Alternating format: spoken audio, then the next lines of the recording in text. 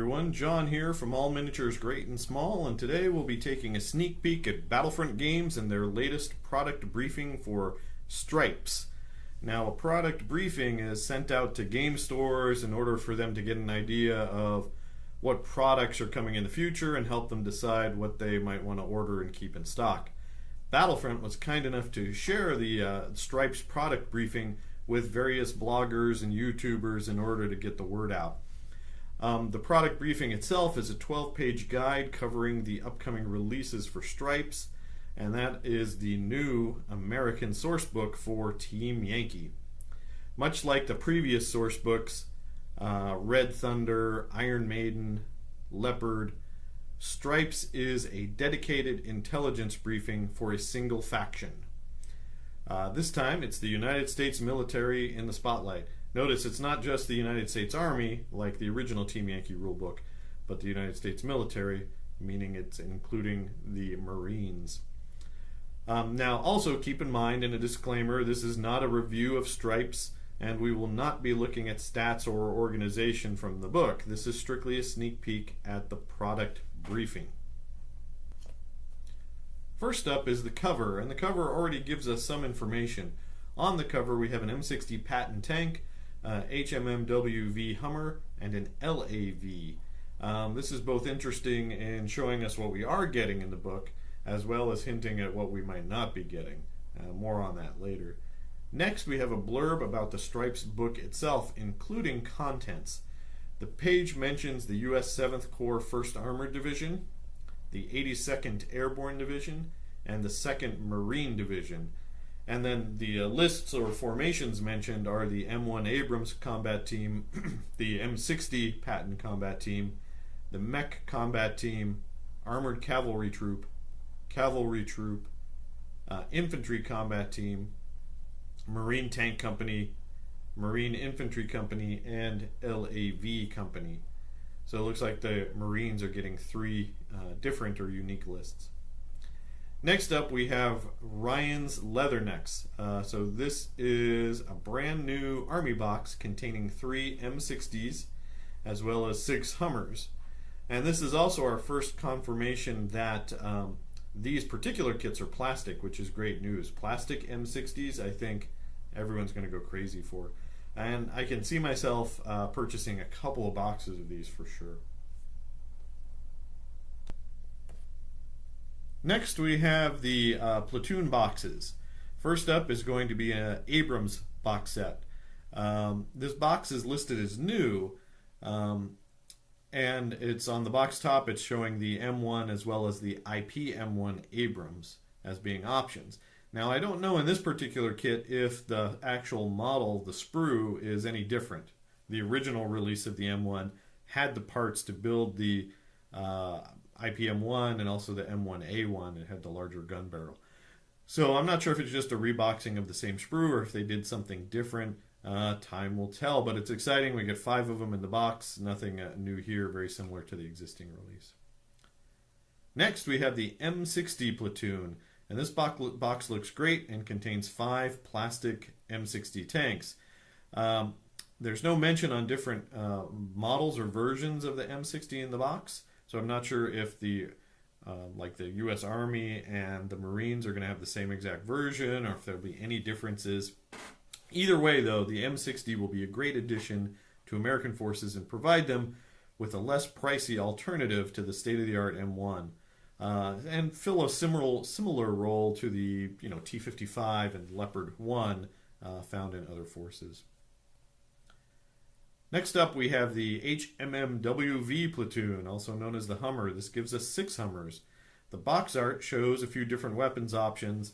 We might be getting an anti-air or anti-tank option there. There's machine guns evident. So it's interesting to see what we'll get as far as options for the Hummer. Next, we have the LAV Platoon, and this gives Marines a very solid vehicle. I love the look of the LAV, and this box set looks like it won't disappoint.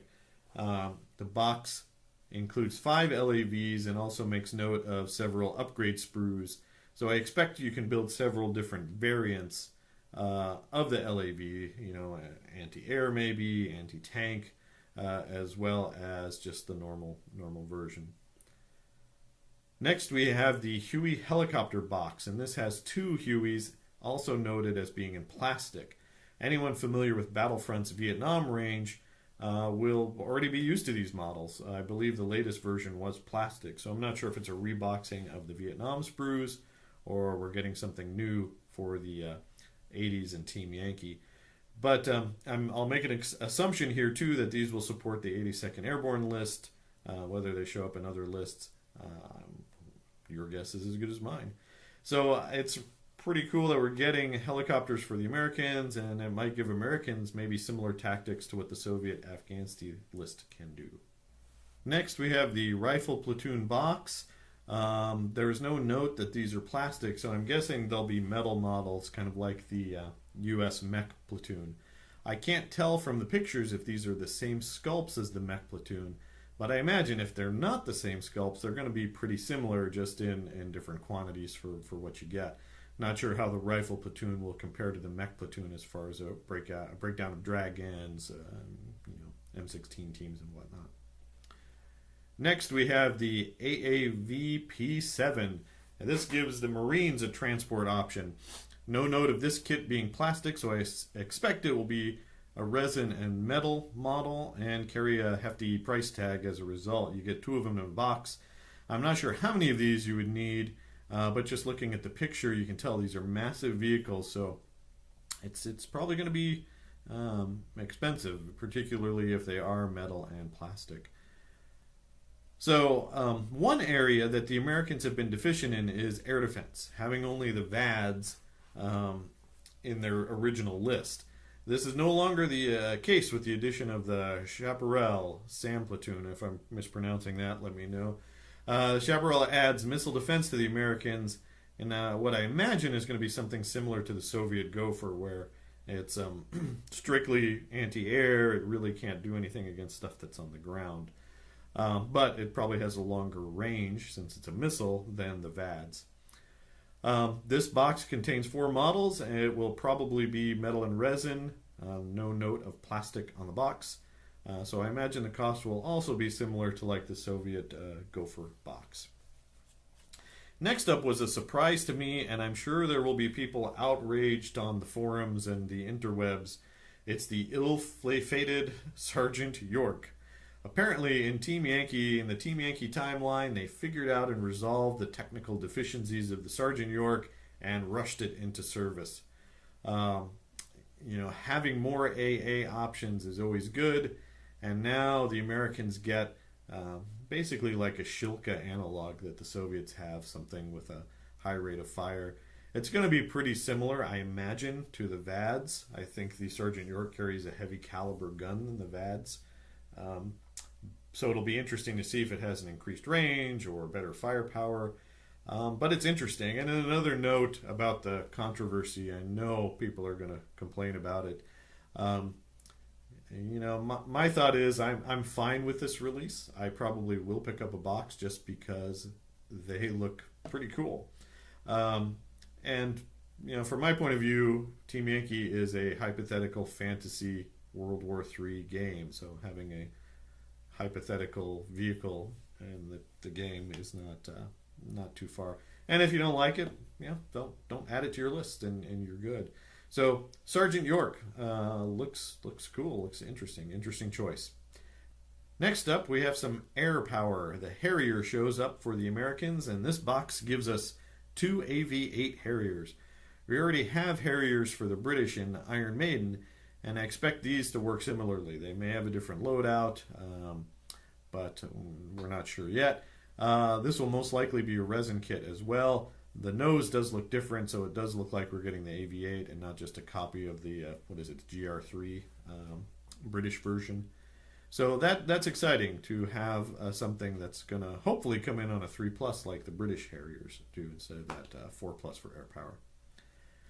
Another surprise, it was the M551 Sheridan.